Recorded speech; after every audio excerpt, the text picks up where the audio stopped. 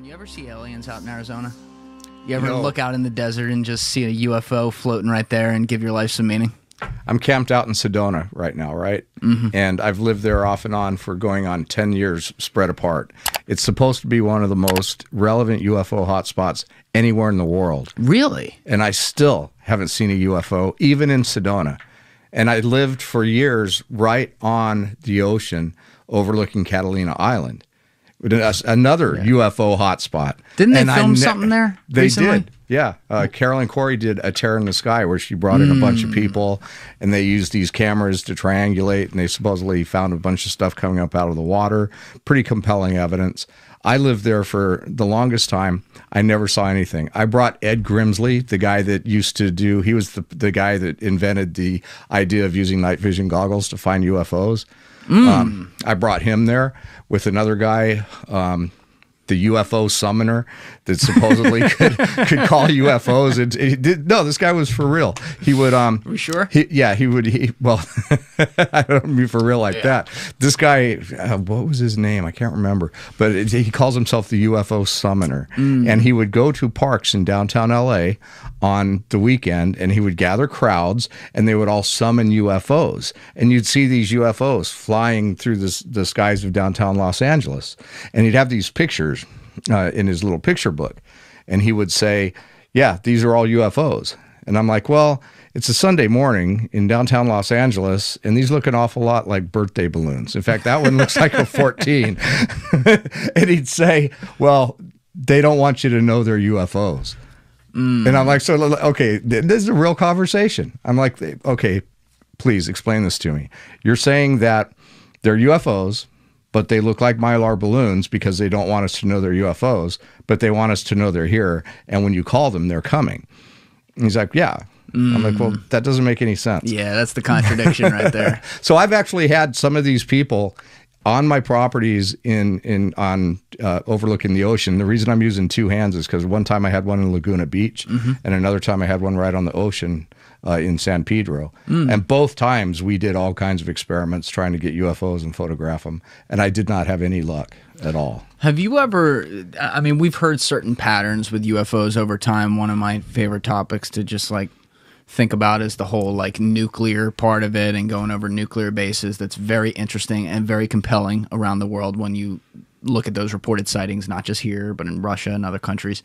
But when it's not something like that, and it's things like the desert or certain parts of the world, do you ever find yourself putting together exactly why they may go to certain places? Well, you think about it a certain amount of time. Certainly there's a reason that you could ascertain for why they're interested in nuclear sites. The Rendlesham Forest thing even was supposedly, it's still classified, but supposedly there was nuclear weapons on that base. And then you have the stuff with Robert Salas and Faded Giant, which was a real thing. And then of course Roswell was supposedly, that was the Army airfield where the Enola Gay was headquartered. Yeah. So that's where the first nuclear bombs were actually launched and deployed. So there's and it makes some sense that they'd be interested in our weapons, but then, why they show up at other places, there's no real way to have a consistent kind of theory as to why that happens. Because for one thing, there could be things going on with the Earth that we don't know. So, we know about things like ley lines, and we know about that are theoretical. We know about energetic power grids, theoretical. But they could be real, and there could be reasons in different spots on the Earth where these places interact, where there's walls of dimensions that are thinner that we just don't even know about. Walls of dimensions that are thinner. Well, think about this. Okay. I'm thinking. There's an energetic fabric that basically is matter. It's all basically energy vibrating at a certain frequency to give us the illusion of matter. There's theories of multiple dimensions. It stands to reason when people talk about portals. Well, what does that even mean? What's a portal, right? They talk about it at Skinwalker Ranch. You see scientists talk about it. You see people that don't even know anything about any kind of science talking about there being portals. Well, what is that? That is a place, theoretically, where you're going to see energy that divides different realms be thinner. And so there's that could be going on. We don't know about it. We don't have the science to prove it yet. But there could be a lot of reasons why you see quote unquote UFO hotspots where the reason they're hotspots is not apparent to us. That's my issue with the entire phenomenon in and of itself.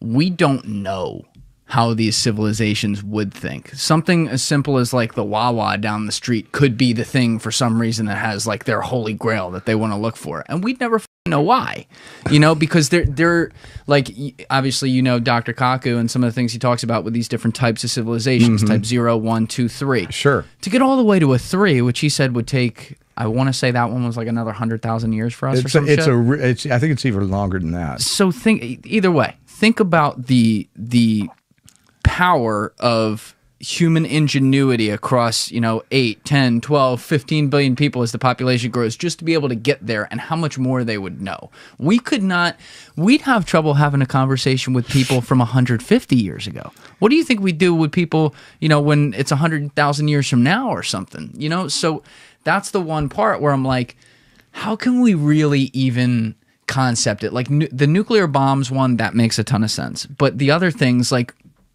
we're just kind of guessing, no? We're guessing in a lot of ways. Yeah. And you brought something up that would be really kind of a big let the air out of the tire kind of moment. We have this perception of self-importance. Like maybe the aliens are coming here because they have some interest in us. Or maybe they're coming here because, they want to nurture us into a galactic family. Or maybe they're coming here because we're some kind of experiment. But to find out in the long run that some alien was able to see into the future and realize that there was going to be a wahoo and they're only coming here for the sandwiches, that would suck.